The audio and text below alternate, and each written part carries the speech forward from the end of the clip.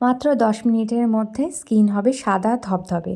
হ্যাঁ বন্ধুরা, আজকে তোমাদের সাথে শেয়ার করতে চলেছি একটা স্কিন হোয়াইটেনিং ফেস মাস্ক বা বডি মাস্ক বলতে পারো, যেটা আমাদের মুখের ত্বক সহ সমস্ত বডিকে স্কিন ব্রাইটেনিং, লাইটেনিং এবং হোয়াইটেনিংয়ের একটা এফেক্ট দেবে। তো নমস্কার, ঘরোয়া বিউটি টিপসের সকলকে জানাই আমি সুমনা অনেক অনেক স্বাগত। তো আজকে তোমাদের সাথে শেয়ার করতে চলেছি একটা স্কিন হোয়াইটেনিং ফেস মাস্ক। তো সবসময় আমরা চাই আমাদের ত্বক হোক একদম পরিষ্কার ঝকঝকে, যেখানে কোনো রকম দাগ থাকবে না, ট্যান থাকবে না বা কোনো রকম প্রবলেম থাকবে না, স্কিন হবে একদম ঝকঝকে। তো সেই কথাটা মাথায় রেখে আজকে এই ফেস প্যাকটা আমি তৈরি করেছি। তো চলো দেখে নিই এই ফেস প্যাকটা করতে আমাদের কি কি লাগবে। এর জন্য আমি একটা মিক্সির মধ্যে নিয়েছি 2 চা চামচ এখানে মুসুর ডাল। মুসুর ডাল আমাদের স্কিনকে খুব ভালোভাবে পরিষ্কার করে, এছাড়াও আমাদের স্কিনের পিগমেন্টেশনের উপরে কিন্তু ভীষণ ভালোভাবে কাজ করে এই মুসুর ডাল। তো মুসুর ডালের পরে আমি এখানে নিচ্ছি 2 চা চামচ মতো চালের গুঁড়ো। তো তোমরা এখানে চালও নিয়ে নিতে পারো, আমার কাছে চালের গুঁড়ো ছিল তার জন্য আমি মিক্সিতে চালের গুঁড়োও নিয়ে নিচ্ছি। মিক্সিতে চালের গুঁড়ো নেওয়ার কারণটা হচ্ছে যেহেতু মুসুর ডালটা খুব অল্প পরিমাণে, সেই জন্য মুসুর ডালটা আমার এখানে মিক্সড হবে না, সেই জন্য আমি এখানে পরিমাণটা বাড়ানোর জন্য চালের গুঁড়ো দিয়ে দিয়েছি। তারপর আমি এখানে নিয়েছি কিছু শুকনো কমলা লেবুর খোসা। এখন সিজনে কমলা লেবুর খোসা খুব ইজিলি আমরা পেয়ে যাচ্ছি আমাদের বাড়িতে। আমরা সব সময় মানে দিনে একটা করে তো কমলা লেবু খেয়েই থাকি, তো সেই খোসাগুলো ফেলে না দিয়ে আমি রোদ্রে শুকিয়ে নিয়েছি। নিয়ে দেখো সমস্ত সব কিছু আমি একসঙ্গে মিক্সিতে এভাবে গুঁড়ো করে নিয়েছি। তো এরকমই থাকবে, এটা কিন্তু টুকে নেওয়া বা ছেঁকে নেওয়া যাবে না, একটু দানা দানা থাকবে, যে দানা দানাটা আমাদের স্কিনে স্ক্রাবিংয়ের কাজ করবে। তো এরপর আমি দেব এখানে খুব সামান্য একটুখানি হলুদ। তোমাদের কাছে যদি কস্তুরি হলুদ গুঁড়ো থাকে তো বেশ অনেকটা করে তোমরা দিয়ে দিতে পারো। তারপর আমি এখানে দিচ্ছি পরিমাণ মতো টক দই। হ্যাঁ বন্ধুরা, টক দই তোমরা এখানে দেবে, অন্য কিছু না। তো পরিমাণ মতো টক দই দিয়ে আমি আবার একটুখানি মিক্সিতে ঘুরিয়ে নেব, যাতে পুরো ব্যাপারটা মিক্সিতে হয়ে যায়। তো দেখো বেশ শুকনো শুকনো লাগছে। তো যদি তোমরা মনে করো শুকনো শুকনো লাগছে তাহলে কিন্তু আরেকটু টক দই তোমরা এখানে দিয়ে নিতে পারো।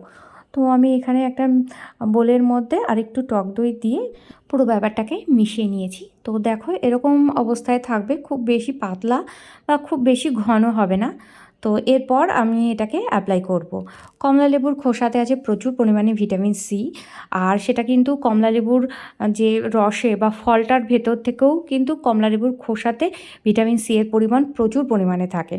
তো এর মধ্যে আছে অ্যান্টিফাঙ্গাল, অ্যান্টিব্যাকটেরিয়াল উপাদান, যা আমাদের মুখে ব্রণ বা র্যাশ বা যে কোনো ইনফেকশান হওয়া থেকে কিন্তু আমাদের ত্বককে রক্ষা করে। অনেক সময় দেখবে শীতকালে খুব ইচিং হয়, তো সেক্ষেত্রেও কিন্তু এই কমলা লেবুর খোসা আমাদের মানে ভীষণভাবে উপকারে আসবে। সেই জন্য আমি বন্ধুরা এখানে কমলা লেবুর খোসাটাই ইউজ করেছি, একদম বাড়িতে তৈরি। তোমরা বাজার থেকে নিয়ে আসা কমলা লেবুর খোসার যে গুঁড়োগুলো পাওয়া যায় সেটাও কিন্তু তোমরা ইউজ করতে পারো, তবে দেখে নেবে যে ভালো ব্র্যান্ডের জন্য হয়ে থাকে। তো এই যে তোমরা ফেস প্যাকটা লাগাবে, এরপর কিন্তু ইনস্ট্যান্ট একটা ভীষণ ভালো একটা গ্লো দেবে। এবং এই ফেস প্যাকটা দেওয়ার পরে কিন্তু মুখটা একদমই টান টান ধরবে না, কারণ কমলালেবুর খোসাতে আছে নিজস্ব একটা ন্যাচারাল অয়েল আছে, যেটা আমাদের মিক্সিতে বাটার ফলে একসঙ্গে মিশে যায় এবং সেটাতে না ত্বকটা এত বেশি নরম লাগে, আর গন্ধটা তো অসাধারণ। কমলালেবুর খোসার গন্ধ সেটা আর কী বলবো বলো। তো মোটা করে লাগানোর পর আমি 10 মিনিট মতো ছিলাম। 10 মিনিট পরে দেখো হাফ শুকিয়ে গেছে। তারপর আমি আলতো করে হাত দিয়ে এটাকে একটু মাসাজ করে নেব, যাতে আমার স্কিনের সমস্ত ধুলো ময়লা বলো বা মৃত চামড়াগুলো সমস্ত সব উঠে আসে এই ফেস প্যাকের মাধ্যমে। আর ভালো করে মাসাজ দেওয়ার পর তারপর কিন্তু মুখটা ধুয়ে ফেলবো। তো বন্ধুরা যখন তোমরা বডিতে এটা লাগাবে, তো সপ্তাহে তোমরা এটা 2 দিন তো লাগাবে।